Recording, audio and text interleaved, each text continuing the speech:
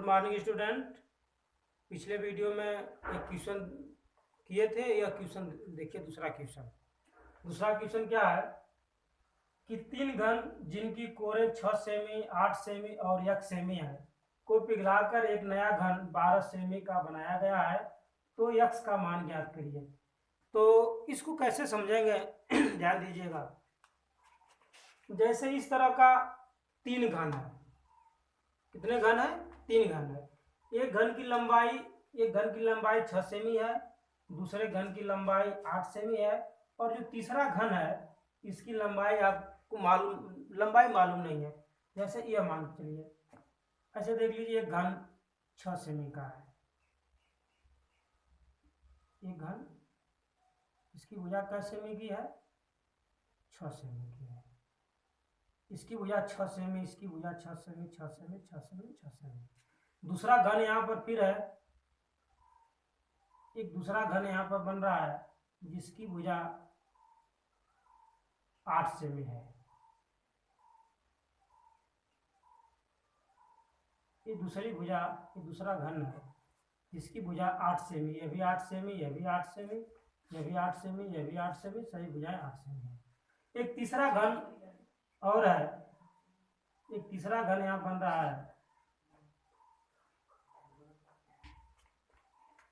ये तीसरा घन आप देख रहे हैं,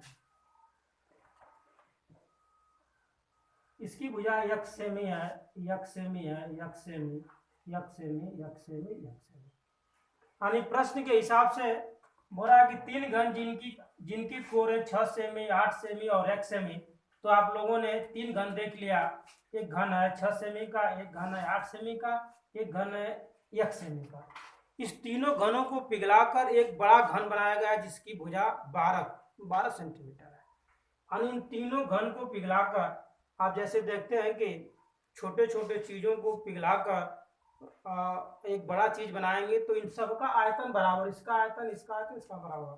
जैसे फॉर एग्जाम्पल समझ लीजिए, 3 गिलास ले लीजिए, तीनों गिलास में एक छोटी गिलास, एक बड़ी गिलास, उससे बड़ी गिलास, तीनों गिलास के पानी को भर दीजिए और भरकर उस तीनों गिलास को एक दूसरे पात्र में तीनों गिलास के पानी को गिराएंगे तो जो बाल्टी में पानी होगा और गिलास के तीनों गिलास के पानी का आयतन बराबर होगा, क्योंकि इसी को पिघलाकर इन तीनों को पिघलाकर एक बड़ा घन बनाया गया है जिसकी कोर कितनी है? 12 सेमी है। जैसे देख लीजिए, ये बड़ा घन बनाया गया है जिसकी कोरें बता रहा है आपसे कि 12 सेमी का है।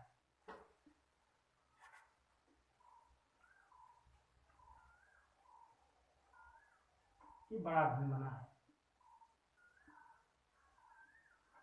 इसकी कोरानी, इसकी प्रत्येक भुजा 12 सेमी की है। यह भी 12 सेमी, यह भी 12 सेमी, यह भी 12 सेमी, यह भी 12 सेमी, यह भी 12 सेमी। दरअसल इन तीनों को प्लस करके, यानी तीनों को पिघलाकर यह बड़ा घन बनाया गया है जिसकी भुजाएं 12 सेमी है। तो आपसे प्रश्न क्या पूछा जा रहा है कि ये जो तीसरा घन है इसकी भुजा x अननोन है, ज्ञात नहीं है, इस भुजा की लंबाई कितनी है, इस x का मान पूछ रहा है। मतलब कि तीसरी भुजा का जो घन था उसकी एक भुजा की मान कितना था। जैसे इसका मान है 6 सेमी, इसका मान 8 सेमी, इसका x है, तो इस x वाली घन का एक भुजा की लंबाई कै मीटर है? 2 मीटर है, यही ज्ञात करना है। तो आप प्रश्न को अच्छी तरह समझ गए होंगे। जब इन तीनों घनों का आयतन इसके घन के आयतन के बराबर होगा, क्योंकि इन तीनों को पिघलाकर एक 12 सेमी घन का, एक 12 सेमी कोर का एक घन बनाया गया है। तो इससे यह सिद्ध हो गया कि हम तीनों घनों का हम आयतन निकाल कर जोड़ देंगे और इसके घन का आयतन निकाल कर जोड़ देंगे और दोनों का आयतन बराबर होगा, और इस प्रक्रिया में हम x का मान निकाल सकते हैं। इसलिए हम निकालेंगे पहले घन का आयतन। आप समझ गए सवाल को अच्छी तरह से कैसे कैसे लगाएंगे? सवाल को पहले समझ जाएंगे तो सवाल अपने से लगा सकते हैं, तो समझ गए होंगे। तो देखिए, लगाया जा रहा है कि पहले घन का आयतन, पहले घन का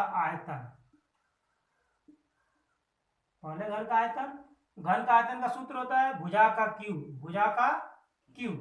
तो भुजा इसमें कितना है? 6 है तो यहाँ क्या करेंगे हम, 6 का क्यू कर देंगे। 6 का क्यू करेंगे तो इसका मतलब क्या होता है, 6 का गुणा 3 बार होता है। तो क्या लिखेंगे आप, 6 गुणे 6 गुणे 6 बराबर हो जाएगा आपका, गुणा करेंगे तो टोटल 216 सेमी, सेमी क्यू हो जाएगा। ये पहले घन का, इस घन का आपने आयतन निकाल लिया। अब दूसरे घन का आयतन निकालेंगे। यहाँ पर दूसरे घन का आयतन, आयतन वही फार्मूला हो जाएगा, भुजा का क्यू, और इसका मान कितना दिया है, इसकी भुजा का मान कितना 8 है, तो 8 का होल क्यू करेंगे। तो होल क्यू का मतलब समझते होते हैं, क्या होता है आपका, 8 गुणे 8 गुणे 8। तो करेंगे यहाँ पर 8 गुणे 8 गुणे 8 बराबर हो जाएगा 512। कितना आ जाएगा टोटल, 512 सेमी क्यू। इस तरह से तीसरा घन, तीसरे घन का हम आयतन निकालेंगे। तीसरा घन का आयतन बराबर, इसका भी आयतन हो जाएगा ए क्यू। क्या हो जाएगा, ए क्यू। तो यहाँ पर क्यू यानी ये भुजा का मान, इसमें आपको मालूम नहीं है, भुजा का मान x दिया और इसी का मान ज्ञात करना है, इसकी भुजा की लंबाई कितनी, इस घन की लंबाई। तो हमने x का क्यू कर देंगे, तो यानी इसका मतलब हो जाएगा x गुणे x गुणे x बराबर हो जाएगा x क्यू सेमी क्यू। तो इस तरह से हम तीनों घनों का कुल आयतन निकालेंगे, कितना होगा, जोड़ लेंगे, तीनों घनों का आयतन प्लस कर देंगे। तो यहाँ पे लिखेंगे तीनों घनों का आयतन का योग बराबर, क्या हो जाएगा आपका, हो जाएगा 216 प्लस 512 प्लस एक्स क्यू बराबर हो जाएगा, आप इसको टोटल को जोड़ देंगे तो हो जाएगा आपका इसमें 728। कितना हो जाएगा, 728 प्लस एक्स क्यू हो जाएगा सेमी क्यू हो जाएगा। तो यानी तीनों घन का आयतन हम निकाल लिए, 728 घन एक्स सेमी क्यू हो गया। इस तरह से अब आप निकालेंगे नए घन का आयतन। क्या निकालेंगे, नए घन का आयतन। नया घन का आयतन, नया घन का आयतन क्या हो जाएगा, नया घन कौन बना है, जिसकी एक भुजा कितनी है 12 सेमी। तो नया घन का आयतन हो जाएगा ए क्यू, यानी बराबर हो जाएगा 12 का होल क्यू, और हो जाएगा 12 गुणे 12 यानी 12 का गुणा आप जब 3 बार करेंगे, 12 गुणे 3 बार करेंगे तो कितना हो जाएगा आपका टोटल। तीनों घन का वो निकालेंगे, जैसे इसका प्रश्नानुसार करके निकालेंगे, तो तीनों घन का निकालेंगे तो उसका हो जाएगा आपका 1728 सेमी क्यू यानी आप गुणा करके देखेंगे 12 गुणे तो हो जाएगा 1728 सेमी क्यू। तो इस तरह से नया घन का आयतन कितना आ गया, 1728 सेमी क्यू। अब क्या करेंगे, प्रश्नानुसार, क्योंकि प्रश्नानुसार क्या करेंगे अब आगे देखिए, इसको ऊपर हम थोड़ा मिटा दे रहे हैं।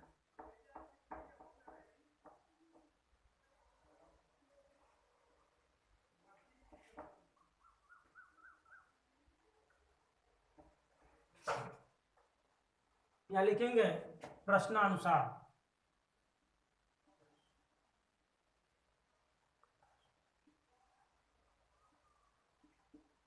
प्रश्नानुसार क्या कह रहा है, प्रश्नानुसार समझ रहे हैं कि जो तीनों घन का आयतन था और एक बड़े घन के आयतन के क्या होगा, बराबर होगा। इसलिए आप लिख सकते हैं इसको, आप कि लिख सकते हैं कि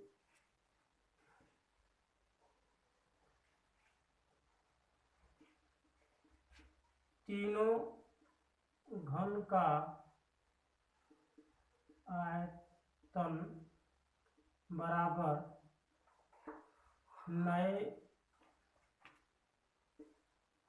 घन का आयतन, यानी तीनों घन का आयतन बराबर हो जाएगा नए घन का आयतन। तीनों घन का आयतन कितना निकालना है आप यहाँ पर 728 धन x क्यूब बराबर नए घन का आयतन कितना आया है 1728 सेमी क्यूब। तो 1728 सेमी क्यूब आया है। तो अब ये तो पक्षांतर का सवाल आप समझ रहे होंगे। तो अब x क्यूब बराबर लिखेंगे तो यह उधर चला जाएगा, तो हो जाएगा आपका 1728 माइनस 728। इस तरह से x क्यूब बराबर लिखेंगे, इसमें घटा देंगे तो मिलेगा आपका 1000 और 1000 मिलेगा।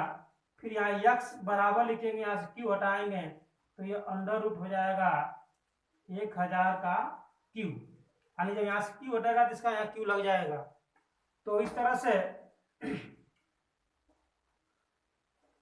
तो इसका जब घनमूल निकालेंगे 1000 का, तो 1000 घनमूल निकालेंगे कितना हो जाएगा 10 सेमी। कितना हो जाएगा 10 सेमी। तो यानी तीसरे घन की जो भुजा हमको निकालनी थी कि तीसरे घन की भुजा की लंबाई क्या है, तो वह उस घन की भुजा की लंबाई कितनी है 10 सेमी। तो इस तरह से हम तीसरे घन की भुजा की लंबाई निकालेंगे। अगर उत्तर की जांच करना होगा तो आपको तीनों घन का भुजा मिल गई। पहले का 6 दिया था, दूसरे का 8 दिया था और तीसरे का आप कितना निकालनी है 10 सेमी निकालनी है। तीनों का घन करके जोड़ेंगे तो जो यह 1728 आ रहा है बड़े घन का आयतन, अगर इसके घन के आयतन के बराबर आ जाएगा तो आप समझ लीजिएगा कि मेरा आंसर सही है। तो